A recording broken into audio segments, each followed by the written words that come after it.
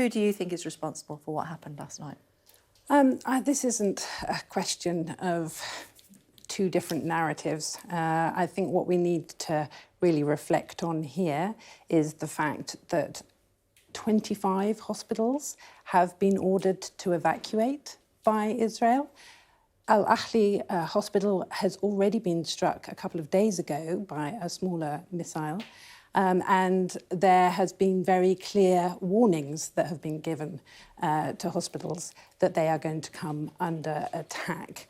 And in addition to that, we've had language coming from Israel which has been very clear that it considers Palestinians in Gaza to be human animals and that they will act accordingly.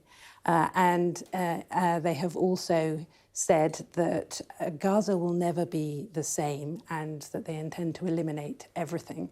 So I think that's the context in which we have to look at the attack on Al-Ahli hospital. When you say they, who do you mean? The Israeli government spokespeople. We've had countless people. That was talking about eliminating Gaza. That was the Minister of Defence. Eliminating Hamas. Sorry? Eliminating Hamas. No, they said we will eliminate Gaza. They said Gaza, his exact quote was, Gaza will never be the same. We will eliminate everything. I'll take your word for that. I haven't seen that specific quote. Talk to me, though, about why you think that it's not important who actually carried out who was responsible for the attack. So who is responsible? So I think this is clearly a war crime. I think everything points towards it being Israel who has conducted this attack. We have seen misinformation before. I think it's very important that what is called for now is an immediate ceasefire to stop any further atrocities unfolding. We have human rights organisations being exceptionally concerned that what we are seeing is a genocidal attack on Gaza.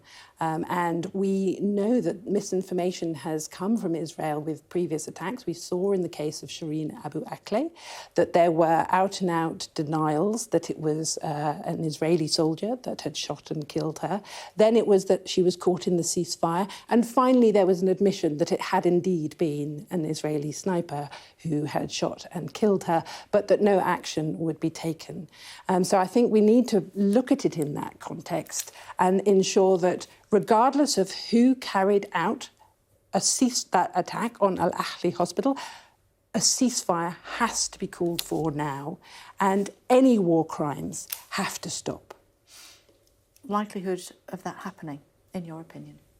Well, it all depends on the international community, and essentially the unconditional support for Israel has led us to where we are now, today. And that's the US government, as we've just heard, US President Biden giving unconditional support, but also the UK government, who have been put on notice that they are essentially supporting what could amount to war crimes and crimes against humanity in Gaza, and that they could be criminally liable.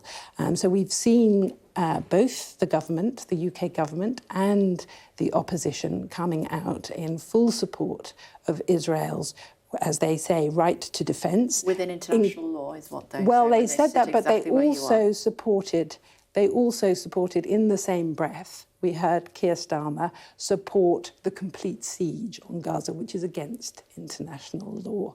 And essentially, if there are weapons and military support going to Gaza now, but also diplomatic support, because international states have a duty to protect people from potential acts of genocide.